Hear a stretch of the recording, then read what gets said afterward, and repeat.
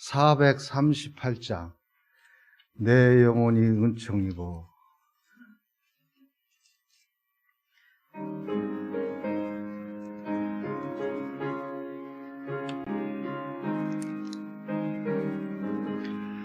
내 영혼이 은총이고 중한 죄지 벗고보니 슬픔 많은 이 세상도 천국으로 화하도다. 할렐루야 찬양하세. 내 모든 죄 사함받고 주 예수와 동행하니 그 어디나 하늘나라. 주의 얼굴 보기 전에 멀리 봬도 하늘나라 내 맘속에 이루어지니 날로 가깝도다. 할렐루야 찬양하세. 내 모든 죄 사함받고 주 예수와 동행하니 그 어디나 하늘나라.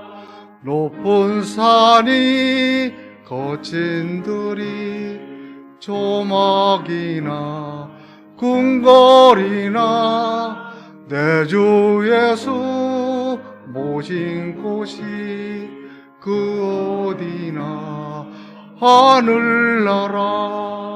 할렐루야 찬양하세.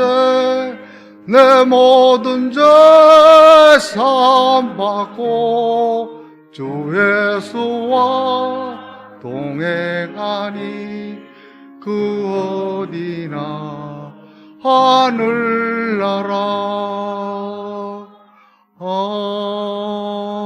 아멘.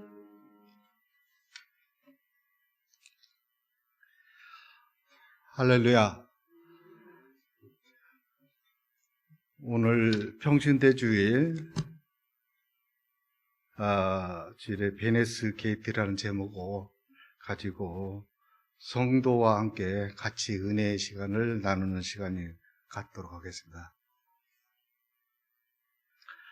평신도라는 말은 세상에서 살아가면서 제자의 길을 가는 그리스도의 뜻을 말합니다.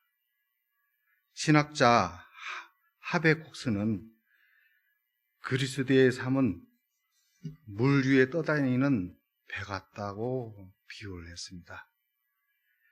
세상 속에서 살아가지만은 세상과 섞이지 않는 사람들은 그리스도인이라고 말하는 것입니다.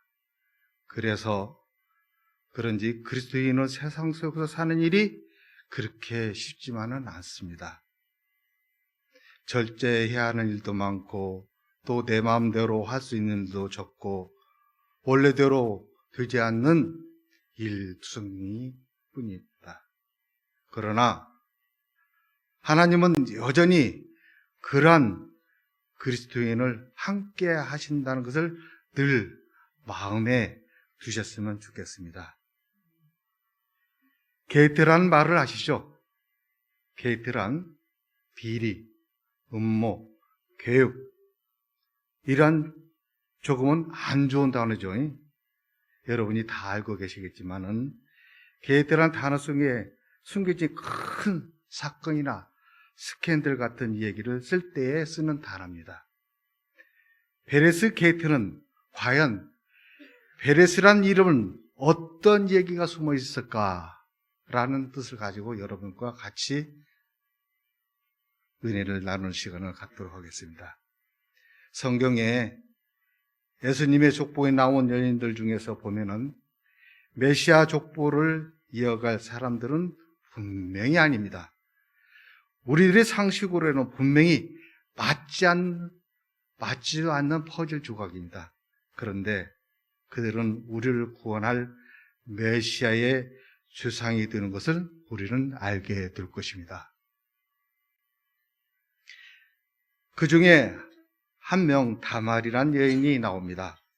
마태복음 1장 3절의 말씀인데, 유다는 다말에서 베레스와 세라를 낳고, 베레스는 헤롯을 낳고, 헤롯은 남을 낳고. 아멘.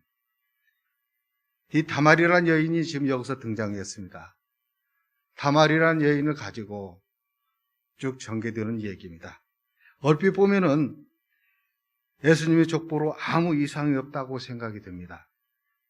그러나 성경을 좀 아신다는 분은 의의를 분명히 제기할 만합니다. 유다와 다말은 부부가 아닙니다. 유다와 다말 관계는 시아버지와 며느리 사이입니다.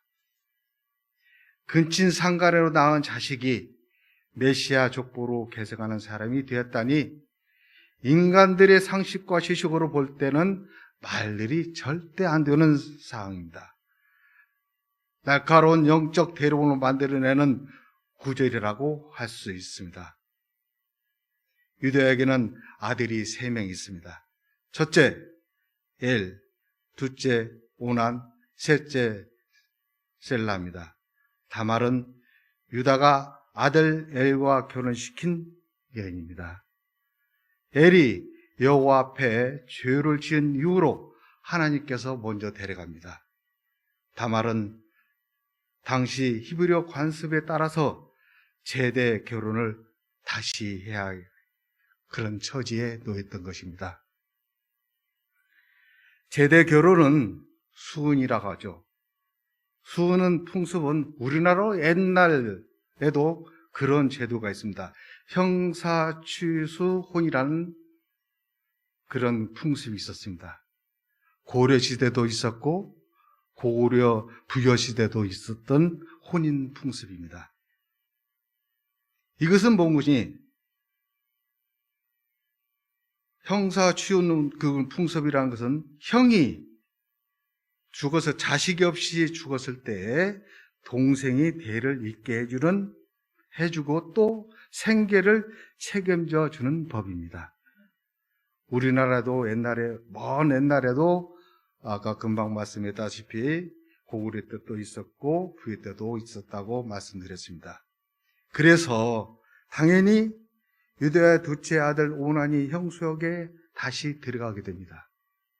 지금 우리 생각으로 이해하자면 잘 이해가 안 되겠지만은 그때 당시에 대를 잇고 자녀를 생산한다는 의미에서는 상당히 중요한 일이었습니다.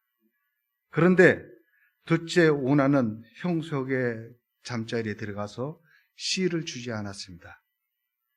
잠자리만 하고 나왔습니다. 지금 다말 며느리죠. 아이를 갖는 일이 단순한 일이 아니지만은 자신의 정체성을 지키는데 상당히 중요하고 어려운 일입니다. 그런데 둘째 오난은 그러한 형수의 어려움을 자신의 쾌락 방법으로 사용한 꼴뿐이 안 됐습니다. 그래서 이 오만은 하나님이 또 데려가십니다. 셋째, 아들 셀라가 지금 남았죠. 유다는 다말 며느리가 셋째 셀라가 아직 성년이 안 됐기 때문에 장성할 때까지 네 친정에 가서 기다려라, 그렇게 이 얘기를 했습니다. 그런데 사실 셀라도 두 아들처럼 될까 봐서, 쉽게 해서 아버지 마음으로 볼 때 두 아들처럼 죽을까 봐서 걱정을 했습니다. 이게 쉽게 해서 아버지의 마음이죠. 유다의 본심이 아버지의 마음으로 똑같은, 우리 또 셋째도 또 며느리고 동침하면 또 죽을까 걱정해서 그런 마음을 가졌습니다. 다말이란 엮인 남자들은 하나님께서 다 데려가시니 셀라가 걱정될 수밖에 없는 아버지의 심정이었습니다. 그러던 중에 유다의 아내가 죽었습니다. 유다는 뒷나라의 지역으로 마음도 달랠 겸 여행을 떠났습니다. 유다가 진다에서 왔다는 소식을 전해들은 다말 며느리가 과부의 의복을 다 벗고 천으로 얼굴을 가리고 거리의 여인처럼 유다를 기다립니다. 시아버지를 기다리죠. 지금은 다말의 행위는 윤리적으로 판단될 때를 볼 때 굉장히 엄청난 일을 하고 있죠.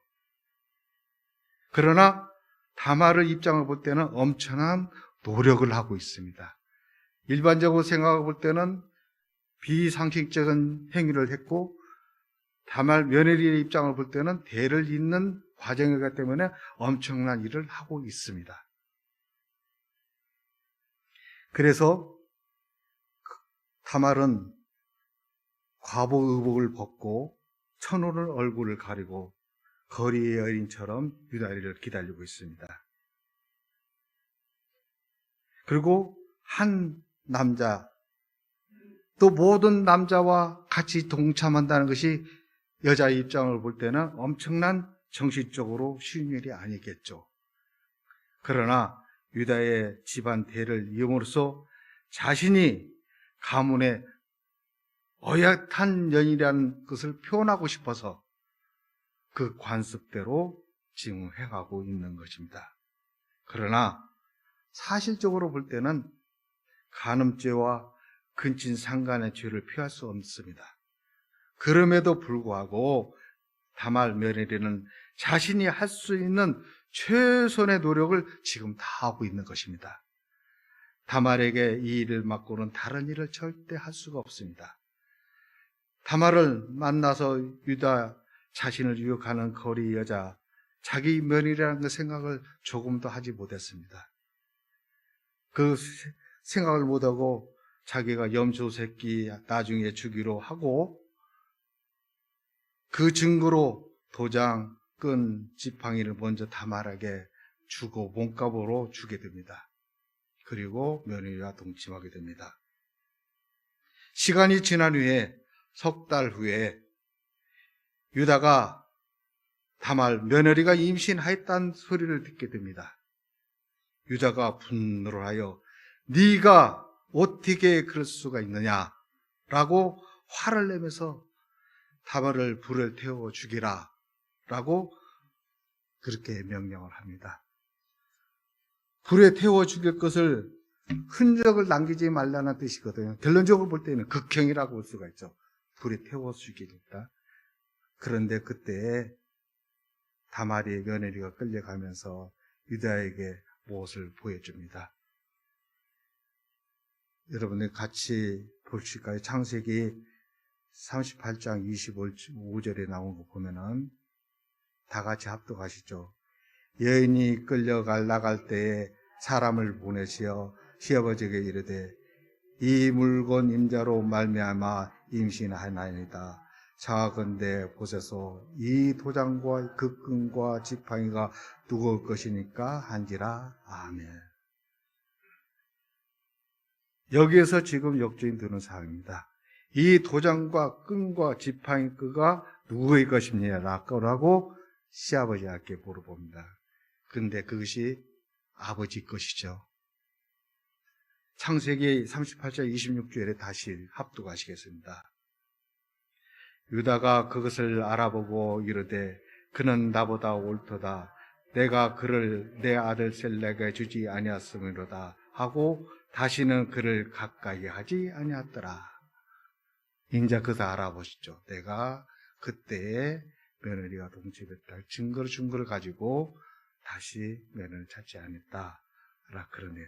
그래서 유다는 자신 셋째 아들 다말에게 허락하지 않았기 때문에 쉽게 해서 셋째 아들을 며느리한테 너 가서 동침을 하라고 했는데 허락을 안 했어요. 안 했기 때문에 결론적으로 볼 때는 유다를 유혹해서 쉽게 해서 후세를 읽게 됩니다. 이런 그 결과가 쭉 스토리가 됐죠. 사랑하는 평신 여러분, 여러분이 세상에서 살 때 이해가 안 되는 부분들이 많이 있습니다. 그러나 더 놀라운 것은 하나님께서 그 영광을 바꾸실 수 있다는 사실입니다. 누가 이러한 불결한 족보에서 예수 그리스도의 탄생을 이끌어낼 수 있겠습니까?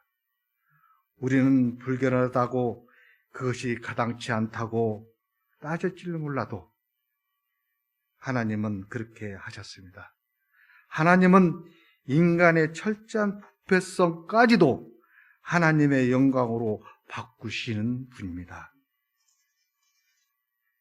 우리가 이해할 수 없을 때 일이 우리가 볼 때는 성경에게 한두 가지가 아닙니다. 에스겔에서 아내를 데려가시겠다 하시고 하시면서 슬퍼하거나 울지도 말지 하라고 말씀하셨습니다. 호세에게는 음란한 여인을 아내로 맞으라고 하십니다. 아브라함에게는 100살의 아들을 주고 다시 내놓으라고 하십니다. 읍은 당내에서 가장 선한 사람이었지만은 상처 주는 시간이 되었습니다. 세상을 구원하는 메시아가 근친상간의 족보로 태어나다니요. 하나님의 메시지는 과연 무엇일까요? 하나님의 계획하심으로 우리들의 입으로 우리들의 머리로 판단을 할 수가 없습니다. 하나님은 하나님의 일을 성취하기 위해서는 계속 일을 하고 계십니다. 잘못은 유다가 하고, 잘못은 마달이 하고, 잘못은 예리하고, 잘못은 오만이 했는데 이 모든 일 가운데서도 올바른 성취를 이뤄내시는 하나님의 노력이 있습니다. 잘못은 당신이 했는데 하나님은 당신의 삶을 영광스럽게 만드시려고 지금도 노력하고 계십니다. 결국은 하나님은 노력이 우리가 그렇게 비난했던 근친상간의 족보를 우리를 죄에서 구원하려고 족보를 바꾸셨습니다. 하나님은 당신의 삶을 위해서 지금도 계속 노력하고 계십니다. 결국은 하나님은 당신의 인생을 선한 결과물로 인도하실 것입니다. 그리스도인으로 살아가는 병신도 여러분, 삶이 고되고 이해가 되지 않더라도 하나님이 일하심을 믿고 승리하시길 기도하겠습니다.